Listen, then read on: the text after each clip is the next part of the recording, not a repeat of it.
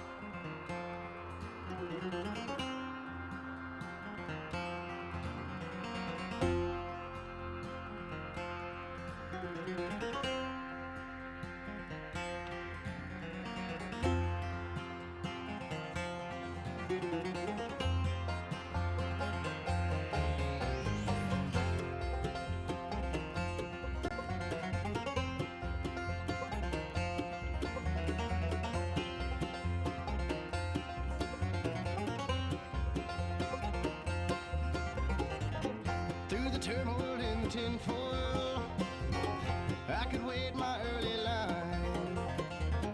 I could see you in the darkness, and I'm running through the night. I recall a silver morning when your face had turned to gray. You were standing right before me, but I missed you every day. Though you never said you're sorry, I forgive you even then. But I feel inconsequential in the current state I'm in.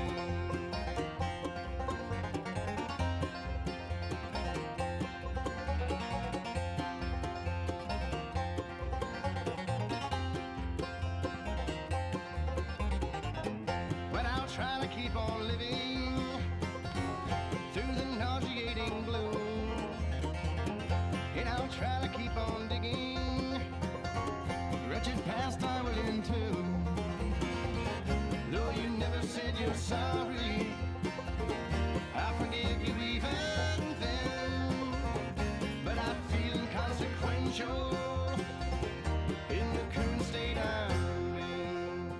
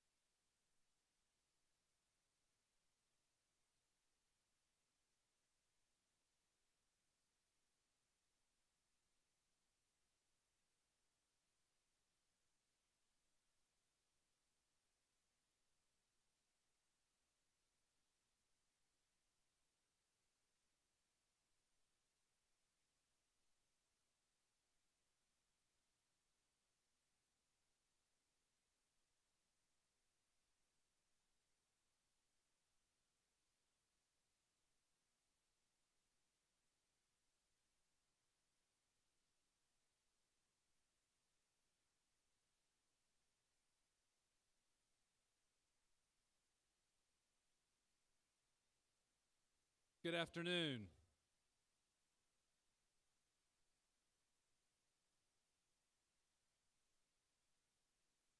Good afternoon and welcome. Welcome to Union Presbyterian Seminary. I'm Lee Henson Hasty.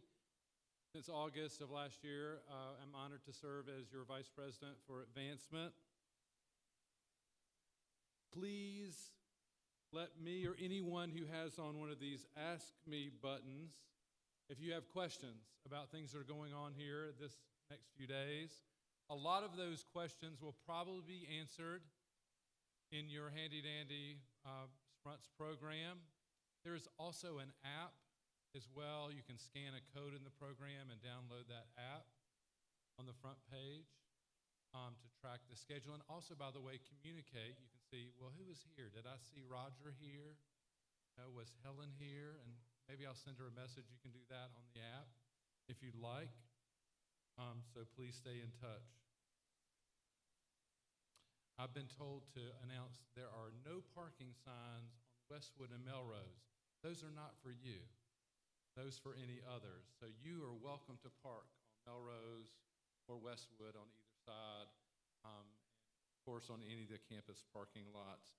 I think most folks have found the restrooms here or just outside and to the right if you need them.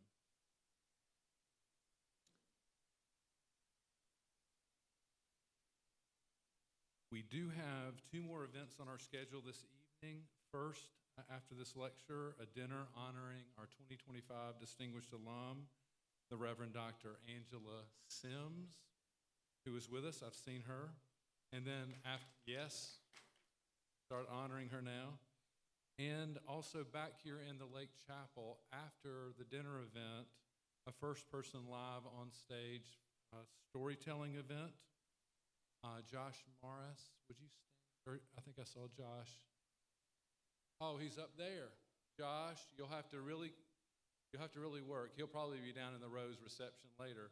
But in your packet at registration, probably has some. There's a covenant and instructions about the storytelling event. The theme is limbo, that place where you're not there yet. And come and join us to hear those stories, but also you might have a story to share. We'd love to hear those too. That will be after the dinner.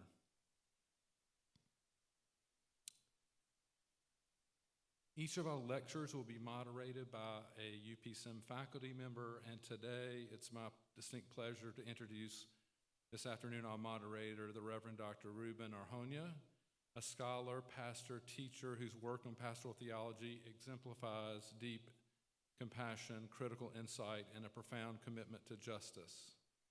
Dr. Arjona currently serves as assistant professor of pastoral care at Union Presbyterian Seminary. His journey has taken him from Mexico City, where he is a minister member of the National Presbyterian Church of Mexico, to Princeton Theological Seminary, where he earned his PhD with a groundbreaking dissertation on pastoral accompaniment with young Mexican men. He has published extensively on topics ranging from Eric Erickson to John Calvin. That's a big range. And the masculinity in pastoral care to embodiment of justice in preaching and in teaching. Before his current post, Dr. Arjona was a vital part of the Aleph School of Theology community in Denver, where he not only shaped future ministers and scholars through courses like Caring with the Oppressed Latamente and Ministry and Human Sexuality, but also shared collegial space with tonight's Sprunt's lecturer, Dr. Miguel de la Torre. During their time together at Aleph, these two powerful voices helped then and continue to help us now expand the conversation around liberation, ethics, and care with the Latinx, Latine theological landscape, a legacy that continues to inspire. In fact, in this May term, Dr. Arjona is teaching a course on the dynamics of hope. Yeah, there's a few students in here. Please stand now in body and spirit to sing our opening hymn, number 409, God is Here, and then welcome Dr. Ruben Arjona.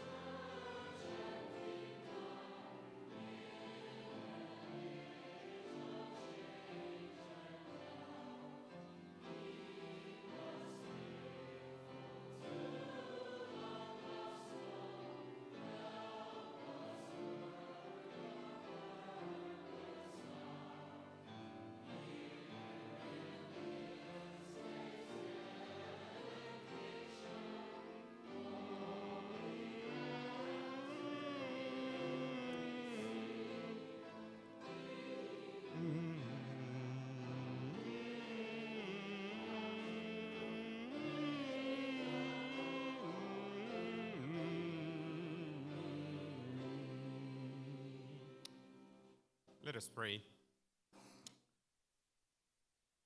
In these days of learning, reflection, and communion, may your Spirit come to us in newness and renewal. Open our eyes, our minds, and our hearts that we may understand, and that understanding we may respond to your call to love mercy, love kindness, and walk humbly with you. In Christ's name we pray. Amen. Be seated.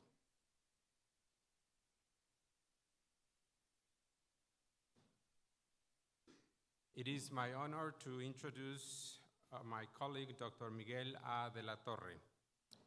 Dr. de la Torre, international scholar, documentarian, novelist, academic author, and scholar activist, was born in Cuba months before the Castro Revolution. He came to the United States with his family when he was just 6 months old. And throughout his time in this country, he has had many titles, including illegal immigrant, student, real estate entrepreneur, born-again Christian, author, pastor, politician, and professor. Dr. de la Torres' academic research interests include social ethics within contemporary U.S. thought, specifically how religion affects race, class, and gender oppression. Dr. de la Torre is professor of social ethics and Latinx studies at the Ivey School of Theology in Denver. He received his Master of Divinity degree from Southern Baptist Seminary in Louisville, Kentucky, and his doctorate in social ethics from Temple University in Philadelphia.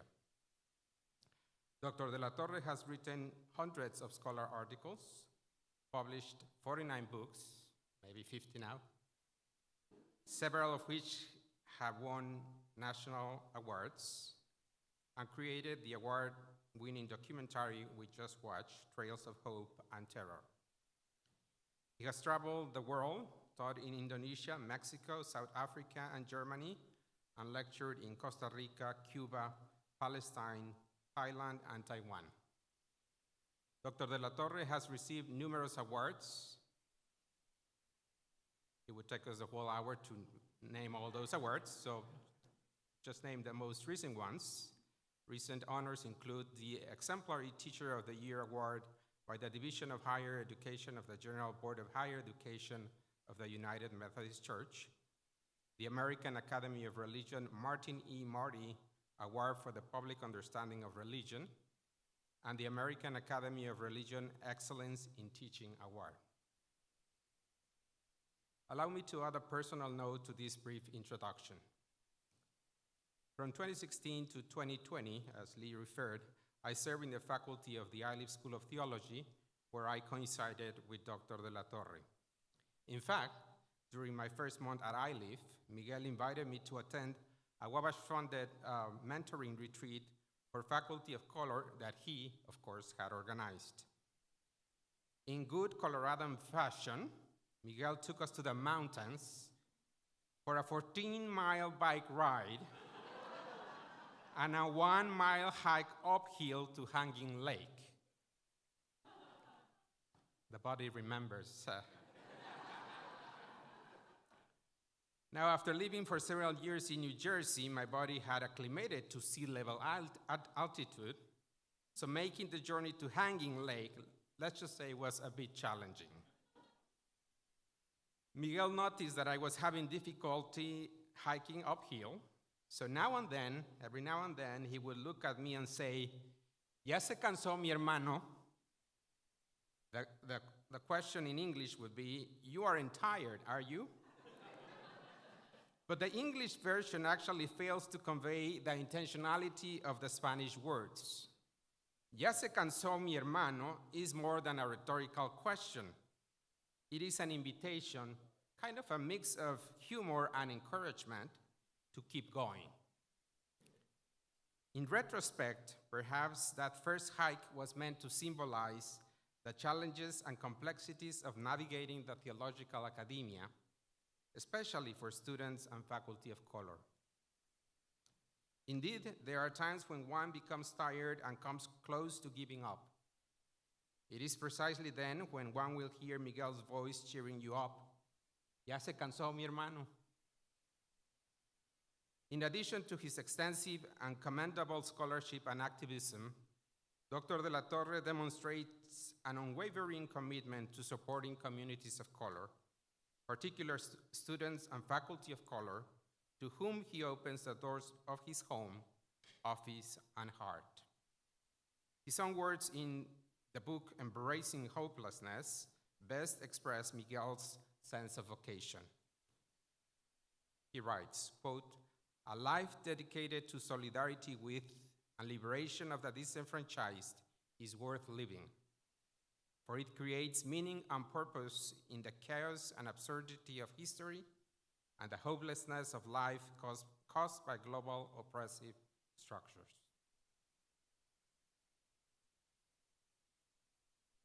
Dr. de la Torre, on behalf of Union Presbyterian Seminary, welcome, bienvenido.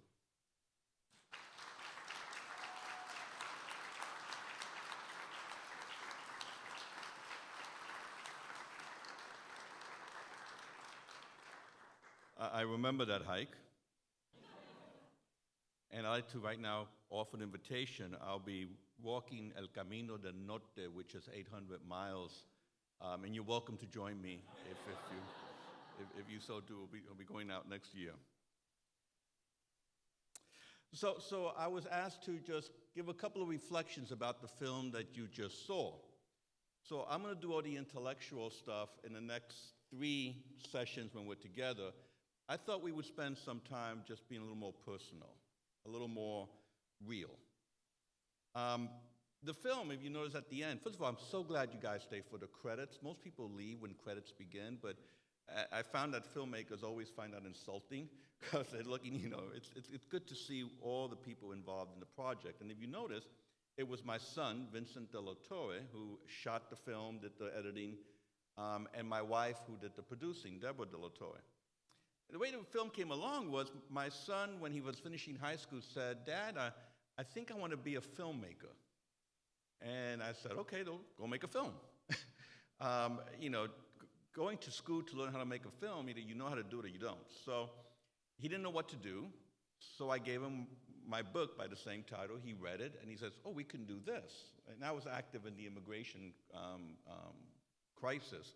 So I said, well, we could go down to the border and we could do some filming. That ended up being like 4 or 5 years of filming. We didn't know what we were doing. And then the film came together, and we put it in a couple of festivals, and it won a bunch of awards, and we were very happy about that. A long story short, from there he went to Cal Arts, which is the school in LA that's the Disney school, and he switched from being a filmmaker to being an animator. So he's been involved in different studios. If your kids watch Super Pets, he helped do that, or the School of Good and Evil, he did all the credits at the end, and a few other films, Alien Christmas, not this alien, but from Mars apparently. So he is still working in animation, and he's very happy with that position. My wife is no longer producing film, but she went on to drop a music album that you can find on Spotify. It's called Coño, but with a Swing. She's a composer of Latino jazz, and she just became last month ABD in her doctoral program for ethnomusicology. So the family's doing great. Now, why did we get involved in, one more thing about my son. When he was making the film, when we were about 2 months away from finishing it and we had our first showing coming up, he kind of had a bit of a nervous breakdown. He could not handle the horrors of what he was filming. I guess my heart has gotten callous because I was just going with it, but he just couldn't handle anymore. And I realized that he has lived a life of a certain degree of privilege of not having to know this.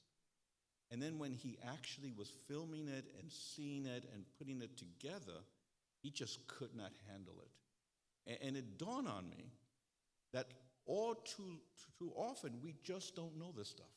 The average person doesn't know what's going on. And because of it, we come up with these horrific policies. So part of the work was to make this known, which leads me to the point of being a scholar. Yeah, I wrote 49, 50 books, yay. But no one really reads it except other scholars. I mean, let's be honest with you. I mean, it's not exactly like you could pick up my book at the bookstore on the airport on your way someplace. You have to really be a bit of a theological nerd to read the kind of stuff we write. But in making the film, more people saw the film in the first week than probably read all my books put together. And I think the job of a scholar is to get the information that we're learning and make it accessible to a wider world and a wider audience. Because if not, we're wasting our time. So not only did we make the film, I wrote some slam poetry, which I performed. I wrote a novel, auto-fictional, magical realism type album, kind of like a bit of an autobiography, which has done well. So how do we as scholars find new ways of communicating the work we're doing to a wider world that can make a difference, that could bring about some change? So the making of this film was part of that venture. I'm happy to say that we got to, the gang got together again, and we have another film that should be coming out next year on the Camino that I just finished walking this summer.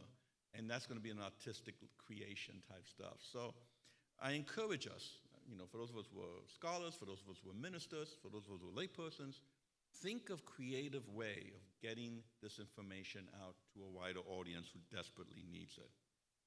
Part of this, if anybody ever read one of my books called Doing Christian Ethics from the Margin, I have a hermeneutical circle in it. And if you notice, in the film, we had that hermeneutical circle. So we never said we're going to begin with the history, and then we're going to move to the sociological economic analysis, and then we're going to go into, what we're going to, Instead, the film just normally went through it, and that was the foundation of the film. So it's, again, how do we get our academic thoughts out to the public in the way that the public can still learn from it without having to go through all the jargon of hermeneutical circle, hermeneutical suspicion, and all those fancy fun words that we use. Part of this is because I was influenced by Gramsci's whole concept of the organic individual. The organic intellectual, which is that the job of the intellectual is to make complex issues accessible to a general audience, while at the same time with the oppressed and to get their stories and make that accessible to individuals who never would hear that story. So that, I think, is the job of the true scholar. Not writing a paper that only 15 people are going to read, but getting information out to a wider world so we could bring about transformation and change. So those are just some opening comments. I do want to talk about some of the scenes in the film and just give a little bit of background on some of them because I thought they were interesting. You notice in one point when the Border Patrol was kicking the water bottles, and you're wondering, how do we film that? And then we saw the immigrants crossing on the same trail after them. Well, we always suspected that the Border Patrol was destroying the waters we laid out, but we had no proof. So we went ahead and we hid a camera that was motion censored, so that when there was movement, it would turn on. So the first scene, which I did not show, was a cow walking by. That was fun. And then the scene of the Border Patrol, and then later on that day, the scene of the migrants walking by. So that's how we got that footage, and thus proved that indeed our water was being destroyed by the Border Patrol. You also saw one of the Border Patrol dumping the water and baiting us, did you guys leave this here? Okay. A lot of things are going on in that scene. Agent Kermit. Agent Kermit, if you look up in his Facebook, has the most KKK racist stuff on it. So we're not talking about an individual who just got caught up in the moment. He has a very deep philosophy of the other. When Agent Kermit was challenging us, he was doing something very wise. You see, if we were to say, yes, this is our water, we left the water here, then he would have arrested us for littering. Several of us have been arrested for littering. One of us, who made the mistake of pointing when talking to an immigrant, was arrested and charged with a 20-year sentence for aiding immigrants enter the country. Fortunately, I was at the trial when he was found not guilty by the jury of his peers. So we thought it was going to be a hung jury, but the jury said not guilty. So when he was baiting us, it was literally to arrest. It wasn't like he was just curious and being funny. The second thing, he made a comment that I found fascinating. He said, "I'm not afraid of you." And what went through my mind was those postcards from the 1910s and 1920s of the church picnic with the person being lynched behind them, and everyone's looking into the camera knowing that nothing was going to happen to them. They don't have to hide in white masks. They could show their face because they're not afraid of you. They're not afraid that nothing was going to happen. And I know this because there's this other scene that we saw of a person being beaten to death. I got that from an individual who actually filmed it on her cell phone. And she's the one that's screaming, "No, no, stop," okay? And it was on top of a bridge, and she filmed it. That never made the news. No one cared that a Latino was beaten to death by the Border Patrol. So it tells me that Agent Kermit surely is not afraid because there will be no repercussion. And this was back in 2015. Now he'll probably get a medal for doing what he's doing. The other thing about the, Agent Kermit, there was a point, not with him, but some other Border Patrol did detain us at one point. They literally raided. There was some pictures there of our camp. You saw the tent that had the cross on it, the red cross on it. That was our camp. We have a camp in the desert, and what we do is we provide, from there we go out to the trails and leave water, and then if somebody is injured, we provide, some place where they could rest and heal. One day, we came back from a run, and the Border Patrol showed up on horses and surrounded us and had us sit down and was getting ready to arrest us all because they found a bale of pot someplace on the property. We guess some cartel must have thrown it off because we said, we knew that was there. We wouldn't, well, whatever. But the point is, we didn't know it was there. But they were going to charge us with drug trafficking, and so as all this was going on, and I'm going to talk more about this in the last session about praxis. I remember going up to the Border Patrol leader and said, we're all going to be, I'm a professor at a seminary, and we're all going, these are all going to be priests and nuns. They weren't Catholic, but the Border Patrol agents we assume were Catholics based on, the way they were acting. And so, we're all going to be priests and nuns, and, I don't think you might want to arrest us all. You might want to check with your supervisors before you elect a bunch of religious people and accuse them of drug trafficking. And he, they got scared, so they called DC. And I said, in the meantime, I hope you don't mind. It's time for the 12 o'clock Mass, so we're going to go ahead and begin our service. You're welcome to join us. And right there, not being a Catholic anymore, I began a Mass with our, and this is the ethics of screwing with the system. So They got concerned. They held us for like 4 or 5 hours until they got word from D.C. to let us go. However, they asked for my documentation, which I gave. The next year, and for 10 years running, I have been audited by the IRS with a complete audit. Now, I went to John Fife and told him that. I was the individual who runs No More Deaf, and his comment was, "Welcome to the club." So, yeah, it's interesting. So when I'm hearing about the present administration doing all this stuff and weaponizing the IRS and all that, it's like, yeah, it's always been there for some of us. Now it's becoming more popular for everyone else.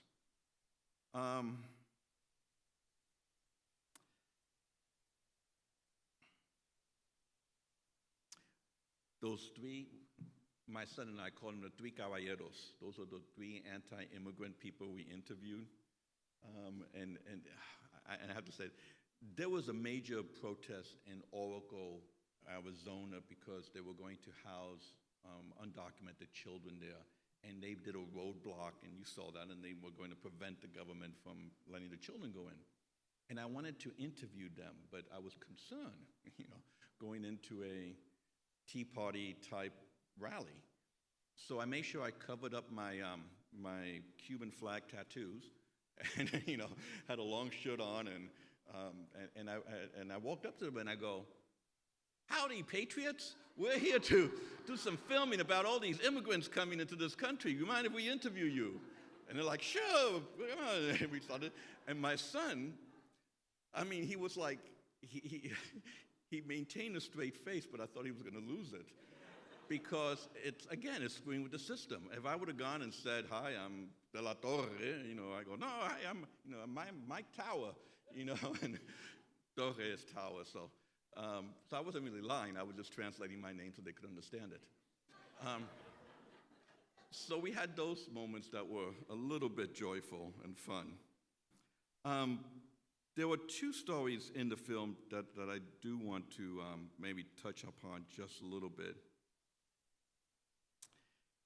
Well, one story is not in the film, but this happened to us.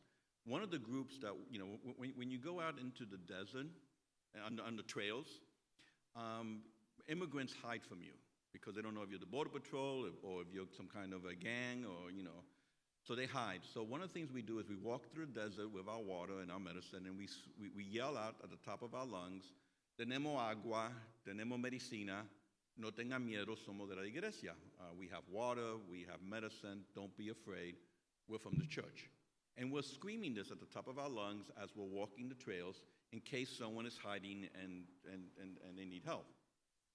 So we saw some immigrants, and the person at the time who was yelling it really didn't speak Spanish very well.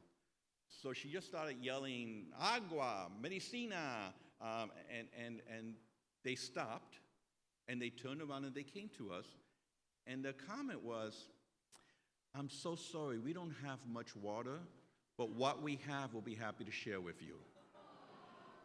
And at that moment, it dawned on me that those who have nothing are willing to share with those who have everything. And it just flipped the whole script on me. So that was one of those stories that occurred while in the desert. The other story, you saw a gentleman there who began saying that he began walking with 2 jugs of water, and he fell and the waters burst, but God led him to water tanks where we were. I find the guy interesting because during the interview, what he went on to say was that the Virgin Mary appeared to him, and the Virgin Mary led her to him. And what I wanted to say was, well, where the hell was the Virgin Mary when 5 brown bodies die every 4 days in the desert? What makes you so special? Instead, I said, "Aleluya, gloria a la Señora, que viva la Virgen," and I praised him because, and I want to make this clear maybe now because you're going to wonder later on as these sessions begin to unfold. I have no problem if people have hope. I just don't have any.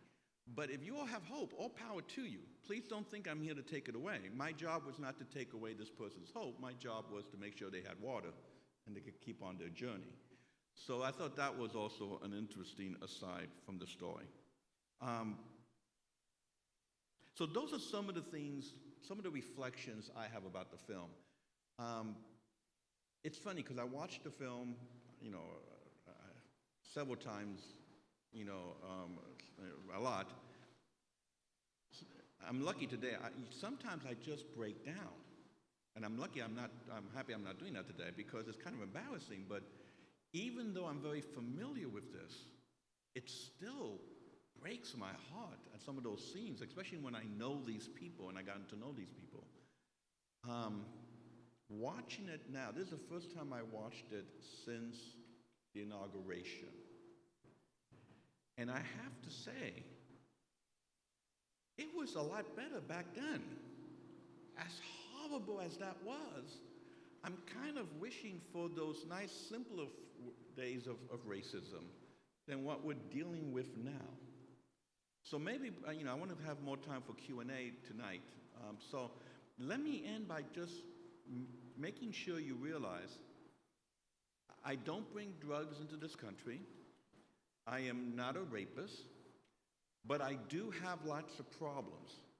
And all those problems come from our present political administration.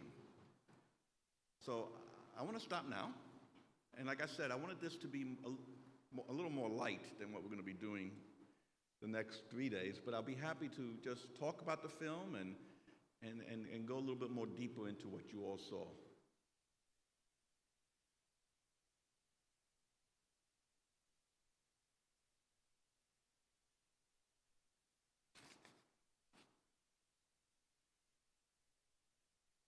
If you have a question, just raise your hand, and Dr. De La Torre will be happy to answer.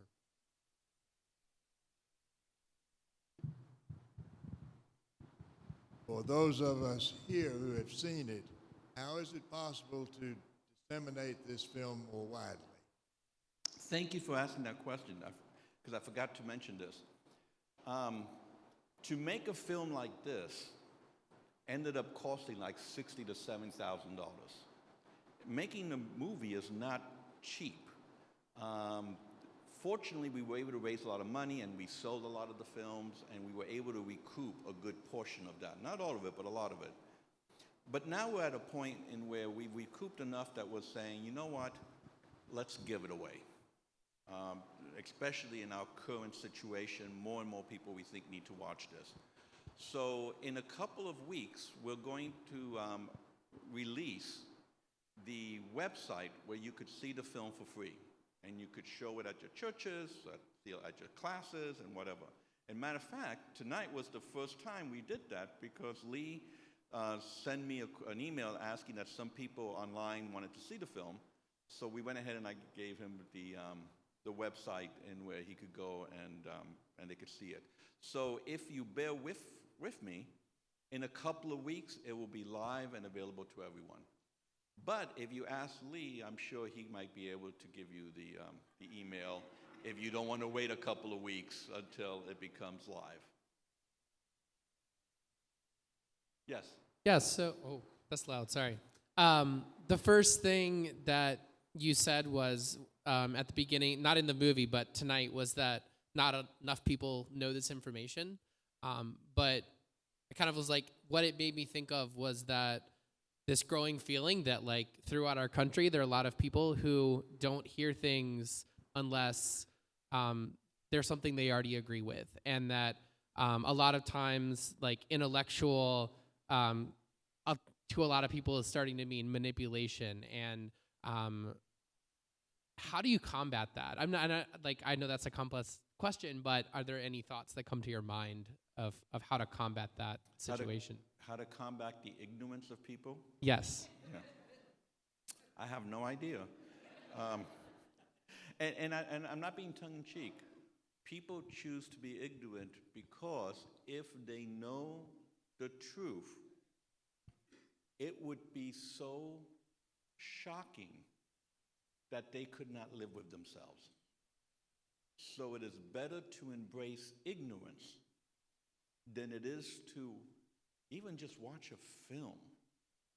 I have had people watch this film and threaten me because it rocked their very self-identity.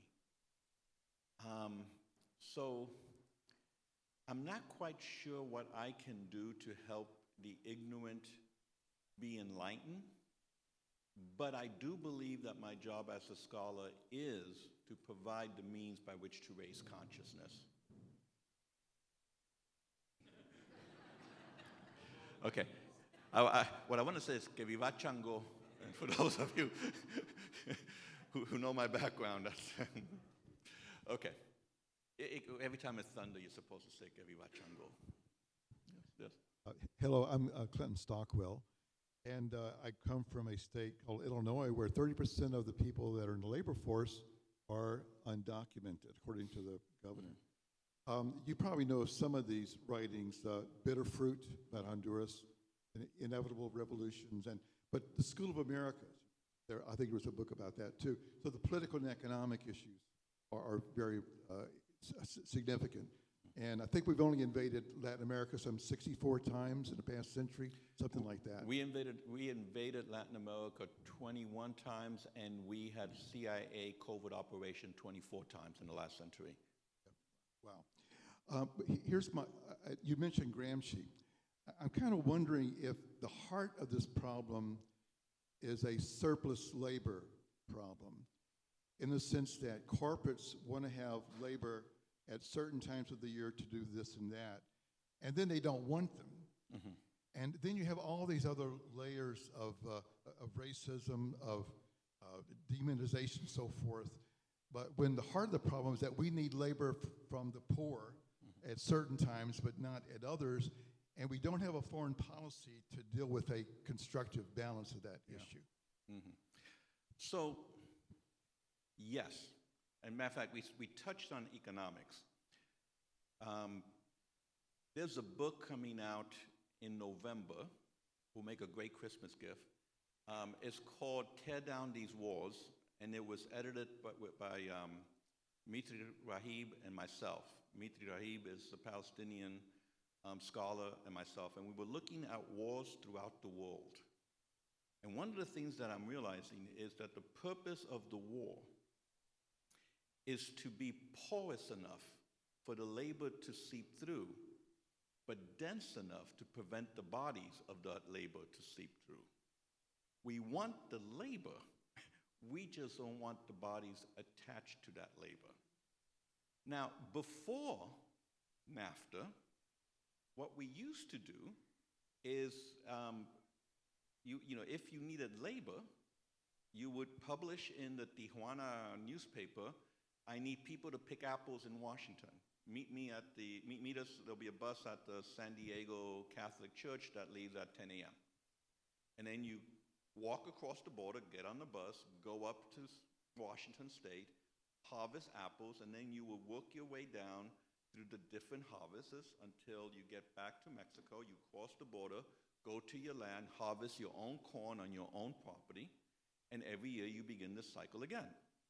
And that was beneficial to the farmers who needed the labor and to the laborers who got extra money by doing their job and at the same time being able to maintain their family and their farms south of the border. When we passed NAFTA, we literally militarized the border so you could no longer, you couldn't keep people out. You couldn't get people to go back because once you crossed the border, the only way back was through a desert where you would probably die. So when, our hatred for the other is greater than our economic needs, we would rather put up that wall than to invite the labor that would go back to their countries. And I think that's the irony of NAFTA, and that's the irony of the war, and that's the irony of this. Until that point, until the 70s, the Latino population remained pretty stable. It's only after we built the wall that it began to explode for those reasons. So yeah, I think we cannot understand the economic situation without truly understanding, the immigration situation without truly understanding the economics. Hi, my name is April. I wondered about your son who had a nervous breakdown and how did he become who he became after that nervous breakdown? How did he get through that and after seeing all of the terror that he saw? Yeah, no, yeah. Thank you for asking. After a couple of months, he came out of it, and he went ahead and finished the film project. Today, he is more radical in his social justice than I ever have been. He has become, so is my daughter for that matter, but so is my wife. I'm the most moderate person in my family, I want you to know. I'm vanilla compared to them. But my son holds me accountable for things that I say and do, and I'm like, oh, come on, I'm not used to that. But no, he's become a very sensitive young man with a heart of gold, and I wish I was the man he is now when I was his age. I'm sorry.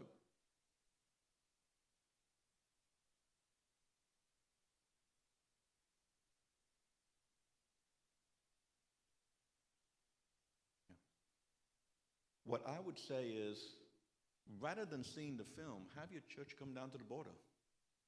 There's a lot of organizations in the border. No More Deaths that I work with. Border Links is very good. Go down to the border. I would take students to the border. I didn't have to say anything. They're the ones that revolutionized my entire school. Until you actually see it, until you actually talk to someone who's this is all academic. Come, do it. I invite you. I dare you. I double dog dare you. Come to the border.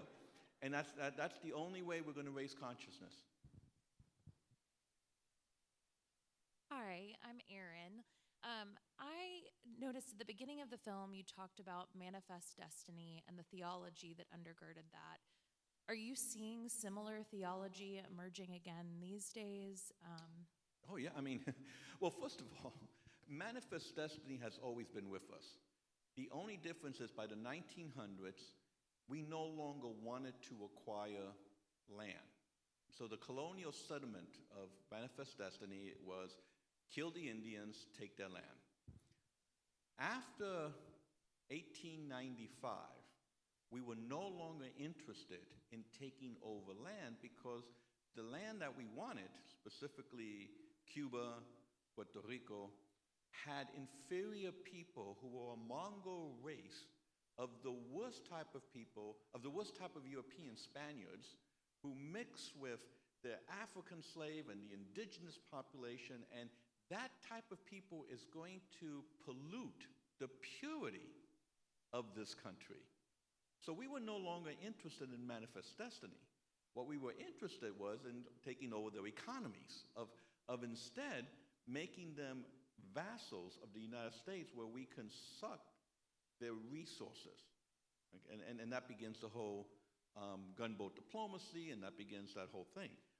Now, bringing it to today, what's fascinating is we have now the president, our current president, in his inaugural address mentioned manifest destiny 3 times, including manifest destiny to Mars.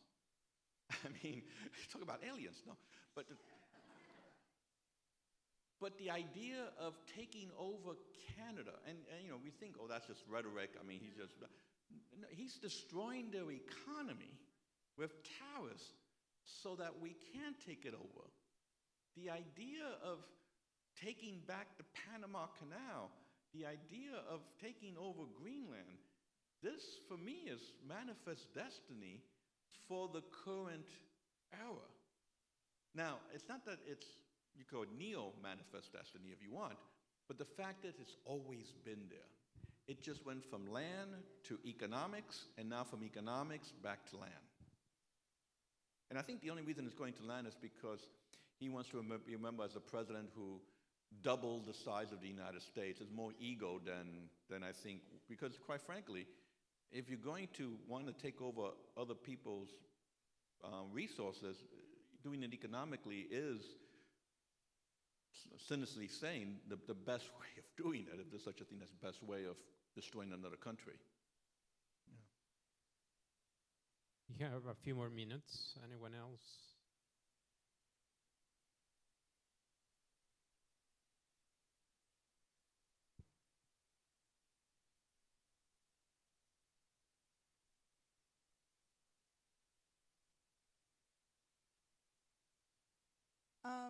I'm Grace. I'm in Dr. Arjona's Dynamics of Hope class right now. I saw you this morning. So I think as a person entering ministry at this point, something that I'm noodling on at this point is that as a Virginian person who grew up here, we have seen, especially recently, more and more inroads into solidarity with all sorts of struggles all over the world. And I come to this question having learned a lot from your film. So I didn't have a lot of the information that I do now after seeing that. When it comes to the issues of water that were present, I think people in Richmond can newly understand the depth of that sin of, and I think that the the treatment of folks in deportation centers or the centers at the border, we can relate to with, Virginia has 2 supermax prisons, so it's not unheard of. There are all of these parallels, except that it is all the more desperate and all the more heinous, clearly in this part of the country. So I guess my question has to do with especially what the ideas of embracing hopelessness, and thinking about, my question has to do with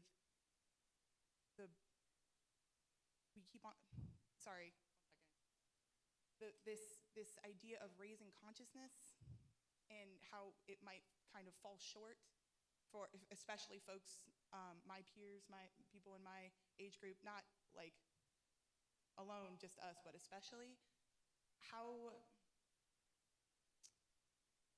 I guess, like how much more do you think will have to happen? Or like, because we are working with an idea of like things will get better, or things will get worse before they get better, right? And that's the hopelessness, or partially that's the hopelessness. I am rambling a little bit. I'm trying to get to the question part. I guess, do you have any thoughts so far on what I've done? But like, I hear the struggle in your voice, and I hear the struggle of trying to find some kind of answer to move forward. I don't have answers. And you did not say this, and I'm not putting this on you, okay? So what I'm about to say has nothing to do with you, so please, I want to be very clear about that. I find it sometimes frustrating that people of color are expected to come up with the answers for the struggles they face because of white supremacy. This immigration crisis was caused because of white supremacy. It's up to them to find solutions. I'm just trying to survive, and our people are trying to survive. So again, I'm just saying, all too often, and how can I put this? So it's like going to the abused spouse and asking the spouse to find the solution for their abuse.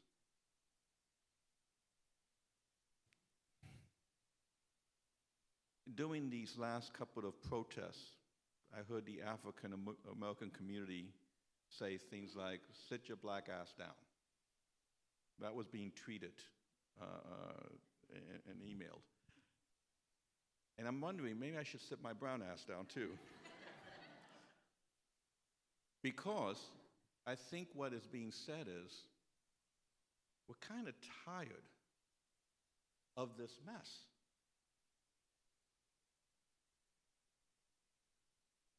When they, so I saw this interesting cartoon. I love cartoons. And it was this guy with a MAGA hat saying, oh, I'm okay with getting rid of DEI and deporting all these immigrants, but this economic problem might actually affect me now. You know? And I think, to answer your question, when the situation gets so bad that those who believe they are privileged realize that at the end of the game, they have more in common with those whom they consider rather inferior than they do with the 1%,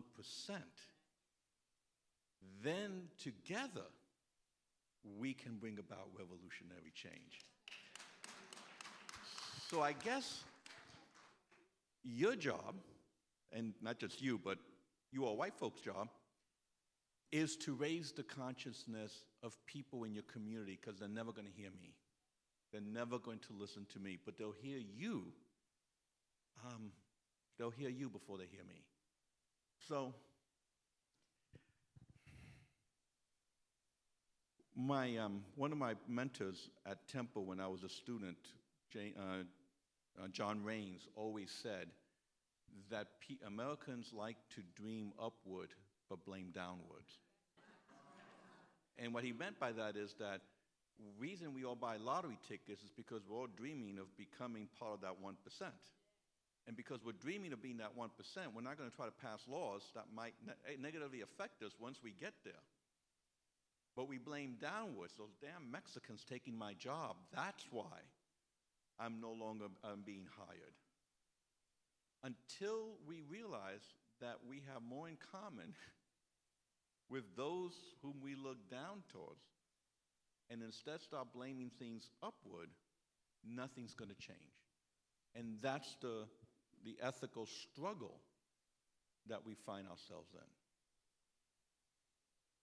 And by the way, just for the future, whenever I say white, you all know I'm talking about ontological whiteness. I'm not talking about skin pigmentation.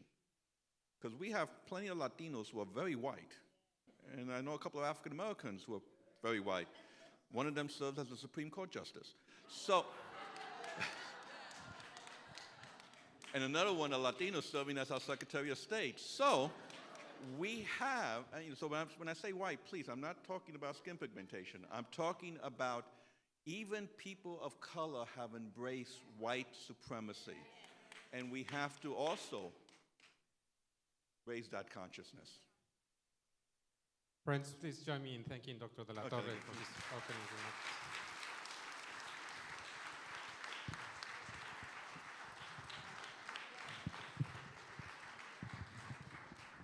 And let us conclude our time with the hymn 762, Cuando el Pobre.